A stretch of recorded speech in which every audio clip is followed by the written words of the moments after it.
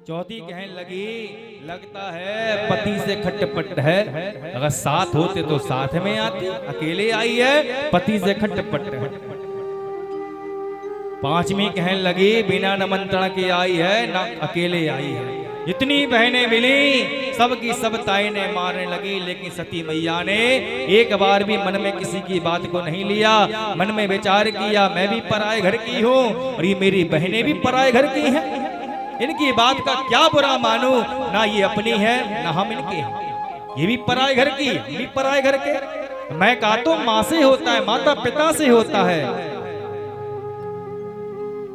अपना तो कोई नहीं देखा ठोक बजाए, अपना अपना क्या कहे मोह भरम लपटाए।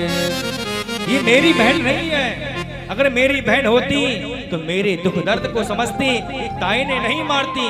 जितनी बहनें मिली सबने ताईने मारे।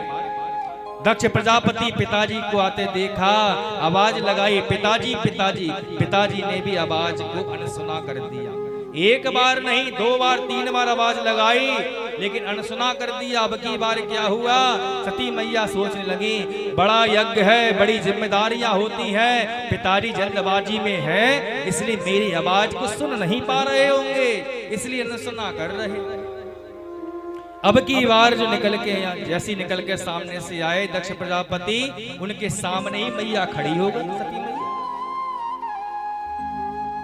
जैसी सामने खड़ी हो गई तो दक्ष प्रजापति ने अनसुने की तो बात छोड़ दो, अनदेखा कर दिया। उस रास्ते को ही बदल दिया, जिस रास्ते पर खड़ी हुई थी देखकर भी अनदेखा कर दिया। अब सती को बिल्कुल भरोसा हो गया, मेरी आवाज को सुनकर भी अनसुना कर दिया, और मुझे आज अभी देखा और नैन से नैन मिले और देखकर अनदेखा कर दिया। मुझसे ये भी नहीं पूछा कब आई, कैसे आई। भगवान भोलेनाथ सही कहते थे कि बिना बुलाए नहीं जाना चाहिए। आवत ही हर्षे नहीं नैनन नहीं सने, तुलसी बहा न जाए चाहे कंचन बरसे में। तुलसीदास बाबा कहते हैं, आवत ही हर्षे नहीं, आप जहां पर जाएं, आपके जाने से लोगों में खुशी नहीं हो, प्रसन्नता दिखाई ना देती हो, और नैनों में स्नेह ना दिखाई देता हो। स्नेह समझ गए, प्रेम दिखाई ना देता हो, आदर दिखाई ना देता हो, तो वहां पर नहीं जाना चाहिए। तुलसी बहा न जाइए चाहे कंचन बरसे मेघ।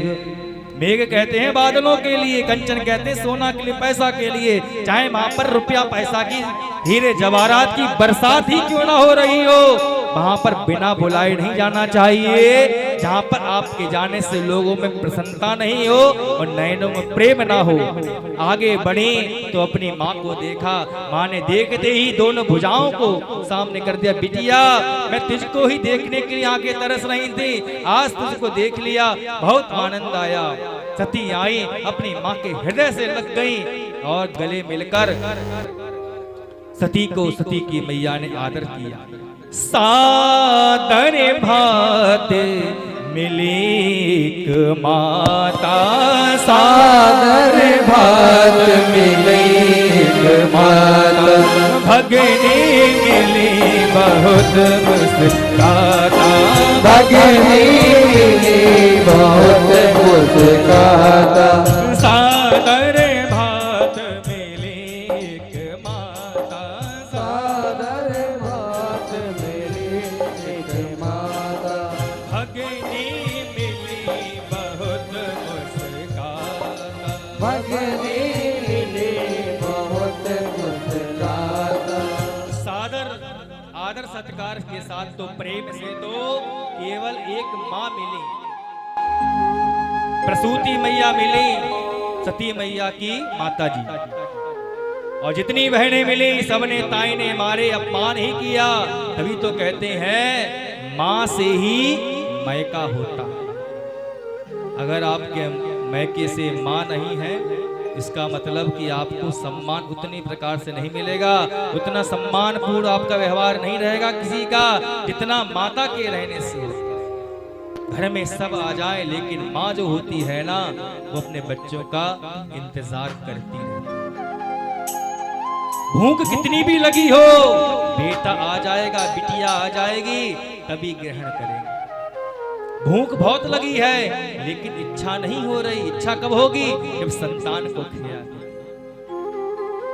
माँ, माँ शब्द जो है वो एक अक्षर का ही सब कुछ समाहित है।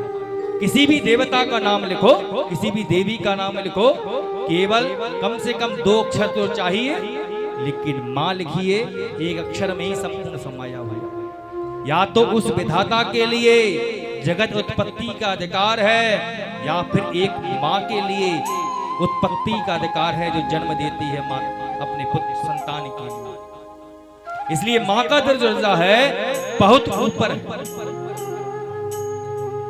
पिता एक बार के लिए अपने संतान को दुखी देख सकता है, अपनी संतान की आंखों में आंसू देख सकता है एक बार के लिए, लेकिन माँ कभी नहीं देख सकती। पिता ने तो अनदेखा कर दिया, अनसुना कर दिया, लेकिन प्रसूति मैया ने तो अपनी बाहों को बढ़ाया, अपने हृदय से लगा लिया। बिटिया आज मेरा हृदय बहुत तड़प रहा था, मैं बहुत व्याकुल थी, आज तू मिल गई, मुझको सब कुछ प्राप्त हो गया। बोल भक्त वत्सल भगवान की जय। प्रसूति मैया ने हृदय से लगा लिया। जब गई यज्ञशाला में, सब देवताओं के आसन लगे हुए हैं, सबकी वेदियां सजी हुई हैं।